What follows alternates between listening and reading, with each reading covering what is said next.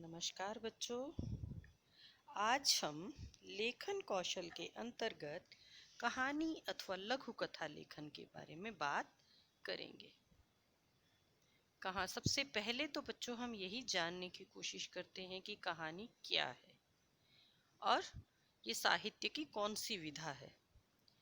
हिंदी साहित्य की जो विधाएं हैं या हिंदी साहित्य जो है उसे दो भागों में बांटा गया है।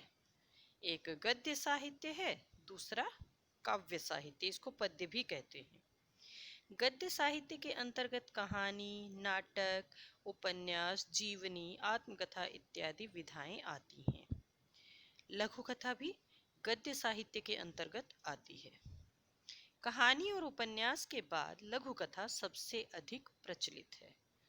हिंदी साहित्य की जो विधाएं हैं बच्चों, उनमें कहानी काफी लोकप्रिय विधा है, क्योंकि कहानी सरल होती है, आसानी से सबके समझ में आ जाती है, उसमें रोचकता होती है। कहानी का विस्तृत रूप उपन्यास है और अब कहानी का छोटा रूप लघु कथा के रूप में हम पढ़ते हैं।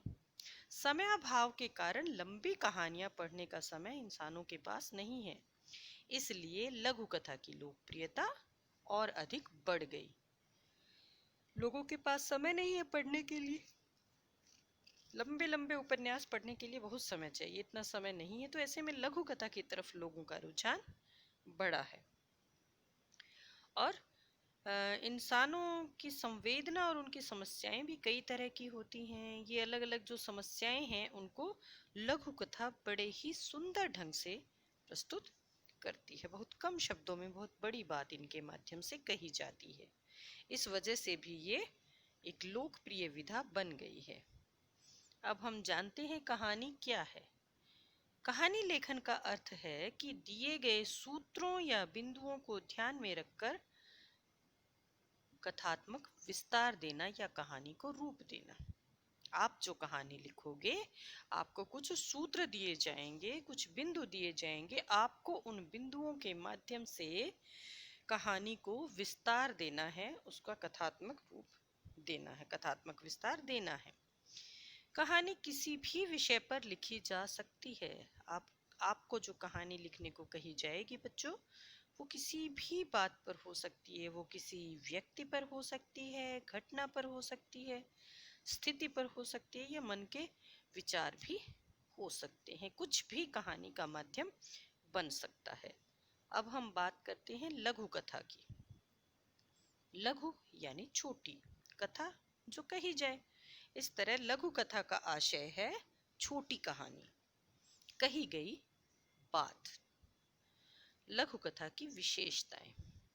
अब लघु कथा जब हम लिखेंगे तो उनमें किन बातों का हमें ध्यान रखना है, आइए जरा इन पर गौर फरमाते हैं। सीबीएसई द्वारा दिए गए निर्देशों के अनुसार लघु कथा लेखन में निम्न बिंदुओं का ध्यान रखना आवश्यक है। पहला बिंदु निरंतरता, दूसरा कथात्मकता, तीसरा प्रभावी संवाद या पात्रानुकूल संवाद, चौथा रचनात्मकता और कल्पनाशीलता, और पांचवा जिज्ञासा या रोचकता। अब हम इन बिंदुओं को विस्तार से पढ़ते हैं, विस्तार से इनके बारे में जानते हैं। निरंतरता। लघु कथा की कहानी यानी आप जो कहना चाहते हैं उसको प्रस्तुत करने से पहले उसके घटनाक्रम के निरंतरता पर ध्यान देना जरूरी है, अर्थात घटना एक के बाद एक सही क्रम में होनी चाहिए। अगर आपने घटनाओं का क्रम बदल दिया तो कहानी का अर्थ कुछ भी नहीं रहेगा। देखिए, आपने बहुत सारी कहानियां सुनी होंगी। हम कछुए और खरगोश की कहानी ही ले लेते हैं।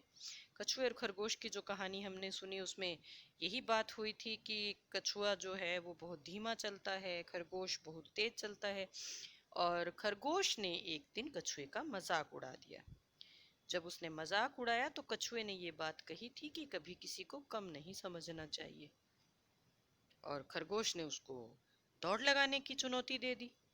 और उसके बाद जब उनकी दौड़ हुई तो खरगोश तो ओवर कॉन्फिडेंस में था, उसे लग रहा था वो तो जीत ही जाएगा, तो वो सो गया। कछुआ लगातार चलता रहा और जब तक खरगोश की नींद खुली कछुआ अपनी मंजिल तक पहुंच चुका था। ये कहानी पढ़ी हमने। अब इस कहानी में अगर हम इसकी घटनाओं को उल्टा पुल्टा कर दें, हम पहले बात कर दें कि खरगोश सो गया, कछुआ आगे चला गया, फिर हम बात करें कि कछुए का मजाक उड़ा रहा है खरगोश, अगर उल्टी पुल्टी कर दें तो बेटा वो कोई भी उसका अर्थ नहीं रह जाएगा। तो हमें इस बात का हमेशा ध्यान रखना है कि जब भी हम कोई कहानी लिखें उसमें घटनाएं बिल्कुल सही क्रम में आनी चाहिए। दूसरा, कथात्मकता। कहानी कहने का तरीका सही होना चाहिए। कहानी के द्वारा कोई मुख्य बात अवश्य प्रकट होती हो, सभी बिंदु उस मुख्य बात से जुड़े हों, कुछ अर्थ निकलना चाहिए।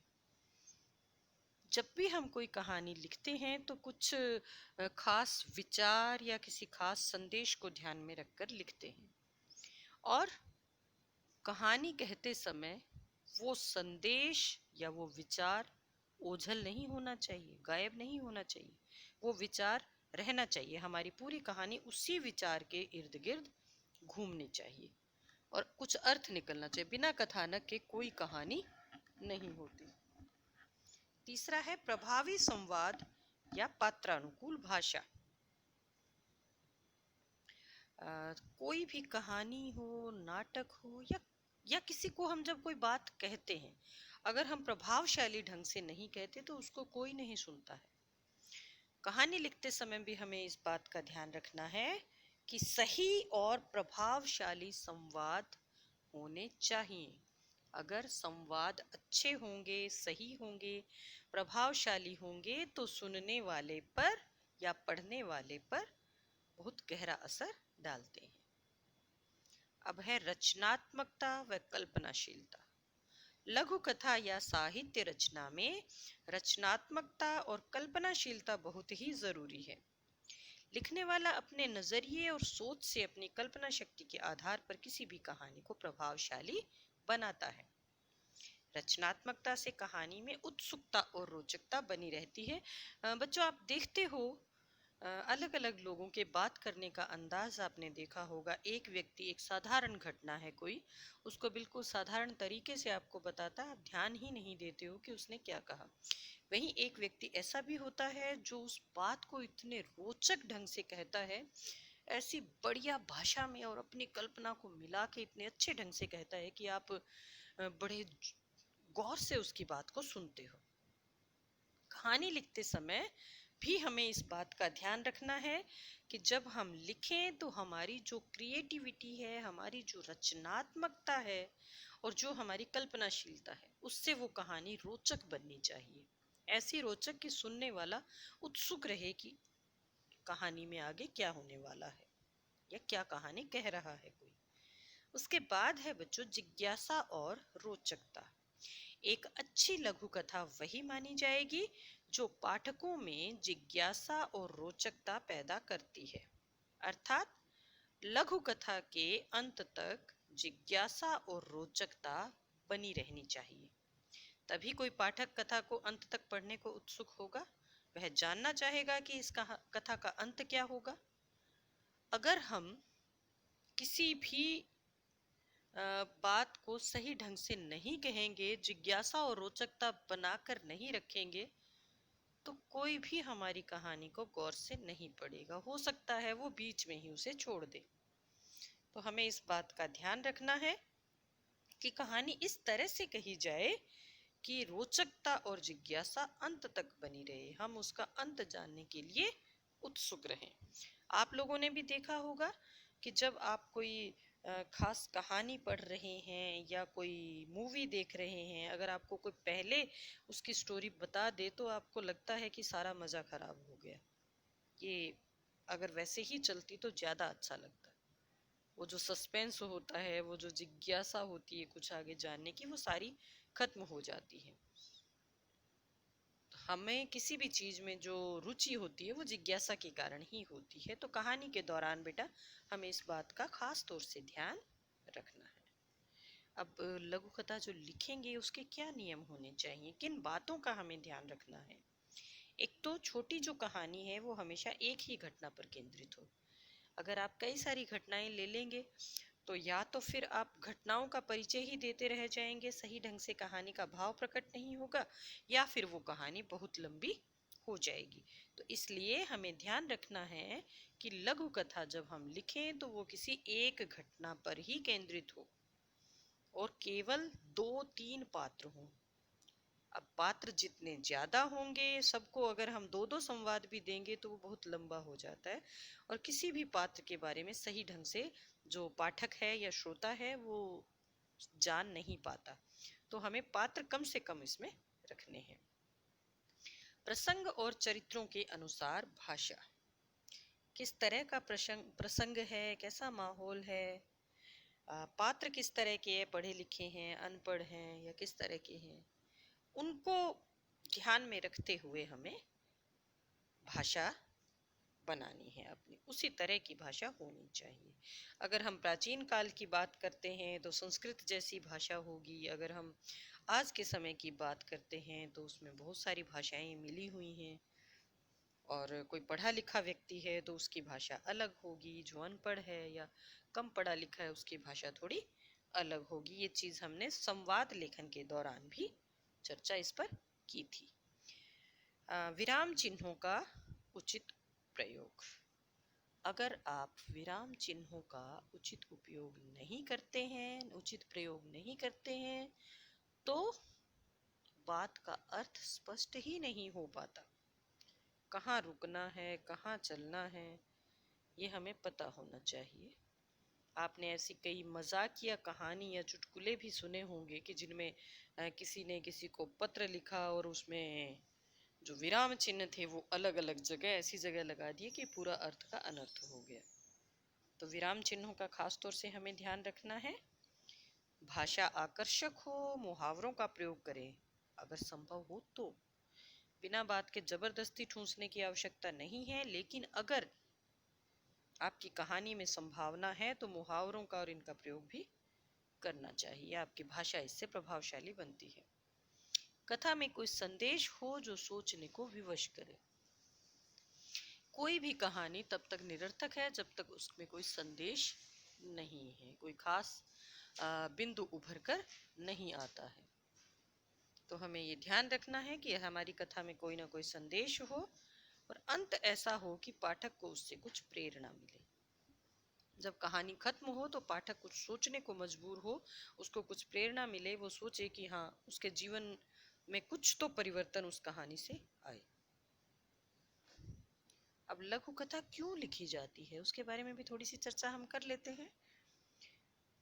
लघु कथा इसलिए लिखी जाती है कि वो छोटी है, जल्दी पढ़ी जाए, उससे मनोरंजन हो, कल्पना शक्ति का विकास हो, तनाव से मुक्ति मिले और चरित्र निर्माण का काम भी करते हैं। हम कोई प्रेरणादायी कहानी लिखते हैं तो वो चरित्र निर्माण का काम करती है। जागरूकता और सजगता, हम अपने आसपास घटित होने वाली किन्हीं घटनाओं को आधार बनाकर अगर कथा लिख रहे हैं तो उससे लोगों में जागरूकता और सजगता भी आएगी। अब कहानी लिखते समय हमें ध्यान क्या क्या रखना है ये भी देख लीजिए। एक तो सूचनाओं का आशय ग्रहण करें। कई कहानियां, आपको कहानी कई तरीके से दी जाएगी, कोई भी तरीका हो सकता है जिससे आपसे कहानी लिखवाई जाए। हो सकता है आपको कुछ संकेत बिंदु दिए जाएं, कुछ सूचनाएं दी जाएं और उनसे कहानी लिखने को कहा जाए, या हो सकता है कि आपको कुछ 2-4 पंक्तियां बता दी जाएं और फिर उस कहानी को पूरा करने को कहा जाए। तो किसी भी प्रकार की कहानी हो, सबसे पहले आपको ध्यान रखना है जो सूचनाएं दी गई हैं, जो संकेत बिंदु आपको दिए गए हैं, आप उनका अर्थ समझें कि कहा क्या गया है, क्योंकि जब हम अर्थ ही नहीं समझेंगे तो कहानी कैसे लिखेंगे। सूचनाओं को जोड़कर कहानी विकसित करें। जो सूचनाएं, जो संकेत आपको मिले हुए हैं उनको जोड़िए और उनसे कहानी बनाइए। कहानी की शैली पर ध्यान दें, आप किस शैली में लिख रहे हैं, किस प्रकार से आप आत्मकथात्मक शैली में लिख रहे हैं, आप वर्णन की शैली में लिख रहे हैं, या आप संवाद शैली में लिख रहे हैं। कौन सी शैली में लिखना चाहते हैं, आपको जो ज़्यादा प्रभावशाली लगे आप उस शैली में इसे लिख सकते हैं। वही लिखें जो आवश्यक है। बिल्कुल सही बात। चूंकि हमने लघु कथा लिखनी है, बहुत कम शब्दों में अपनी बात को प्रकट करना है या सामने वाले तक पहुंचाना है, तो ऐसे में जितना जरूरी है उतना ही लिखा जाए। अनावश्यक विस्तार से इसमें बचना चाहिए। कम से कम शब्दों में हमें घटना का वर्णन करना चाहिए। सरल और प्रवाहमयी भाषा का प्रयोग करना चाहिए। घटना प्रवाह शीर्षक के इर्द गिर्द हो। बच्चों, परीक्षा में आपको अपठित गद्यांश दिया जाता है कई बार, और उसमें एक प्रश्न आता है कि इस गद्यांश का शीर्षक लिखिए। और ये शीर्षक हम इस बात को ध्यान में रखते हुए लिखते हैं या सोचते हैं कि इस गद्यांश में क्या बताया गया, उस गद्यांश का मूल भाव जिससे निकले हम उससे हम शीर्षक बनाते हैं। तो इसी तरह से अगर आपको शीर्षक दिया जाए और उससे कहानी लिखने को कही जाए, तो ध्यान रखें कि आपकी कहानी उस शीर्षक के इर्द गिर्द ही होनी चाहिए, उससे भटके नहीं। या आप स्वयं अपनी कहानी को जो शीर्षक दे रहे हो, उस शीर्षक को भी आप ध्यान में रखकर कहानी लिखोगे। संदेश होना चाहिए। हाँ, संदेश तो होना ही चाहिए। कहानी जब लिख रहे हैं तो उसके माध्यम से कोई संदेश भी मिलना चाहिए।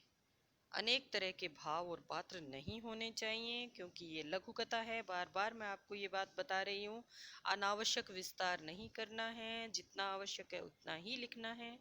कम से कम शब्दों में आप अपनी कहानी को लिखने का प्रयास करेंगे। उसमें अनेक तरह के भाव और पात्र नहीं होने चाहिए। किसी एक ही भाव को लेकर और दो तीन पात्रों को लेकर ही कहानी होनी चाहिए। सीधे केंद्रित बात कीजिए, वही बात आ जाती है फिर। अच्छा, अब हम जाने कि परीक्षा में जो हमसे सवाल पूछे जाएंगे वो किस प्रकार के हो सकते हैं।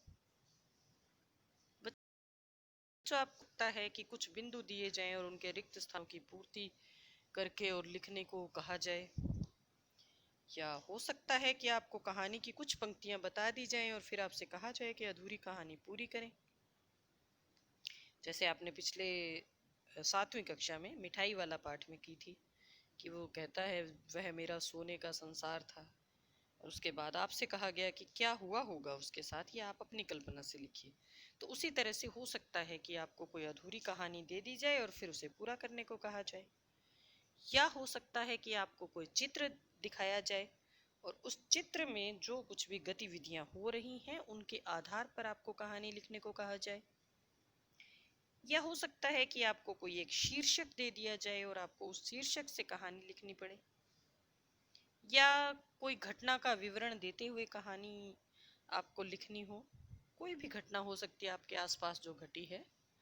उदाहरण के लिए हम ले सकते हैं कि बहादुर बच्चों को जो राष्ट्रपति सम्मानित करते हैं गणतंत्र दिवस पर, उनकी कई कहानियां आपने सुनी होंगी। तो उसी तरह से कोई भी आपको एक घटना बता दी जाएगी कि फला फला ये घटना है और इससे संबंधित आपको कहानी लिखनी है, तो हो सकता है आप घटना का विवरण देते हुए कहानी लिखनी हो। आपके अपने जीवन की किसी घटना या किसी क्षण विशेष जो आपके लिए यादगार बन गया हो सकता है कि आपको उस पर भी कहानी लिखनी पड़े। तो बच्चों, ये थी हमारी कहानी लेखन से संबंधित कुछ महत्वपूर्ण बातें। मैं आशा करती हूँ कि आप कहानी लिखते समय इन बातों का ध्यान रखेंगे। धन्यवाद।